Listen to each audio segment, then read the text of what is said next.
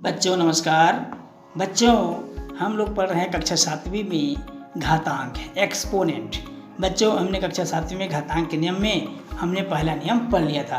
आज हम देखेंगे घातांक का दूसरा नियम। बच्चों घातांक का दूसरा नियम है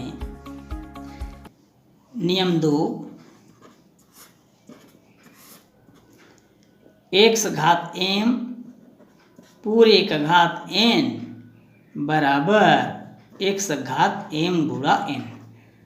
अर्थात घात की घात वाली राशियों को सरल करने पर घातों का आपस में गुणा हो जाता है। घातों का आपस में क्या हो जाता है बच्चों? गुणा हो जाता है। एक बार और सुनेंगे। घात की घात वाली राशियों को सरल करने पर घातों का आपस में गुणा हो जाता है। अर्थात x घात m पूरे घात n बराबर x घात m गुणित n। तो आइए बच्चों इस नियम की सहायता से हम कुछ सवाल करते हैं। बच्चों हमारा प्रश्न है 2 का घात 3 पूरे का घात 5 को सरल कीजिए। तो घातांक का नियम आपने देखा। घातांक का नियम ये कहता है, दूसरा नियम, कि घात की घात वाली राशियों को सरल करने पर घातों का आपस में गुणा हो जाता है। यहाँ पर भी वही कंटिन्यूएशन से लागू होंगे। घात वाली संख्या का आपस में गुणा हो जाएगा। अर्थात 2 का घात 5 से कितना होगा बच्चों? 15। तो इसका आंसर क्या होगा? 2 का घात 15। यहाँ हमने कौन सा नियम लगाया है? नियम नंबर 2। आते हैं बच्चों क्वेश्चन नंबर अगले की ओर।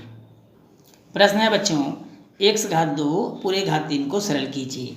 घातांक का हम नियम वही लगाएंगे जो इससे पहले के सवाल में हमने लगाया था। x घात m पूरे घात n बराबर x घात m गुणा n। इस तरह से हमने इस सूत्र का प्रयोग से इसको हम हल करेंगे। अब इस सूत्र के प्रयोग से क्या होगा बच्चों? x घात 2 और 3 का आपस में गुणा हो जाएगा। तो x घात कितना होगा? 6। तो जो x घात 6 हमको मिला वो इस प्रश्न का उत्तर होगा नियम नंबर 2 की सहायता से। बच्चों अगला प्रश्न है x घात m पूरे घात n को हल कीजिए। चूँकि हमको मालूम है, क्या मालूम है बच्चों, कि x घात m और पूरे घात n हो तो घातों का आपस में क्या हो जाता है? गुणा हो जाता है। जब घातों का आपस में गुणा हो जाता है तो यहाँ भी वही कंडीशन से लागू होगा। अर्थात x घात m और n का गुणा करने से mn प्राप्त होगा। तो x घात mn हमारा आंसर होगा। तो इस तरह से हम नियम नंबर 2 की सहायता से सवाल हल कर सकते हैं। अब आते हैं बच्चों नियम नंबर 3। बच्चों नियम नंबर 3 है ab पूरे का घात m बराबर a का घात m और b का घात m। अर्थात गुणनफल के रूप में लिखी जा सकने वाली अभाज्य संख्याओं की घात सभी अभाज्य संख्याओं की घात होती है। एक बार और सुनेंगे बच्चों। गुणनफल के रूप में लिखी जा सकने वाली अभाज्य संख्याओं की घात सभी अभाज्य संख्याओं की घात होती है। ए बी का घात m बराबर ए का घात भी m होगा और b का भी घात m होगा। ए का भी घात m होगा बच्चों और b का भी घात m होगा। ये है नियम नंबर 3। आइए बच्चों इस नियम की सहायता से कुछ प्रश्न हल करते हैं। बच्चों प्रश्न है 15 घात 4 को घातीय रूप में लिखिए। 15 घात 4 को घातीय रूप में लिखने से पहले हम क्या करेंगे? 15 को तोड़ देंगे। 15 घात 4 को हम इस तरह से लिखेंगे बच्चों, 3 पंचे 15, 3 पंचे 15 पूरे घात 4 दिया हुआ है। अब चूंकि हमारा फार्मूला क्या कहता है, अगर इस तरह का घात हो तो अब सभी अभाज्य संख्याओं का घात हो जाता है। ये ऊपर लिखा हुआ है बच्चों फार्मूला। अब इसी के प्रकार 3 का भी घात 4 हो जाएगा नियम नंबर 3 की सहायता से, और 5 का भी घात 4 हो जाएगा। तो इस तरह से हमारा आंसर आएगा 3 का घात 4 और 5 का घात 4। तो इस तरह से हम नियम नंबर 3 की सहायता से लिख सकते हैं, हल कर सकते हैं। आइए बच्चों और एग्जाम्पल्स देखते हैं। प्रश्न है बच्चों 21 का घात m। 21 का घात m को घातीय रूप में लिखिए। किस रूप में लिखना है? हमको घातीय रूप में लिखना है। कैसे लिखेंगे?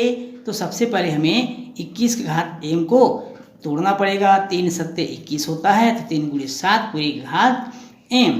अर्थात सूत्र की सहायता से, सूत्र क्या था बच्चों? हमारा सूत्र क्या था? ए बी पूरे का घात m बराबर a का भी घात m होगा और b का भी घात m होगा। ये हमारा फार्मूला था। इसी फार्मूले से हम इसको लिखेंगे, 3 का भी घात m होगा और 7 का भी घात m होगा। तो इस तरह से हमारा आंसर प्राप्त हो जाता है बच्चों। तो इस तरह से हम नियम नंबर 3 की सहायता से इस सवाल को भी हल कर लिए। एक और प्रश्न देखते हैं बच्चों।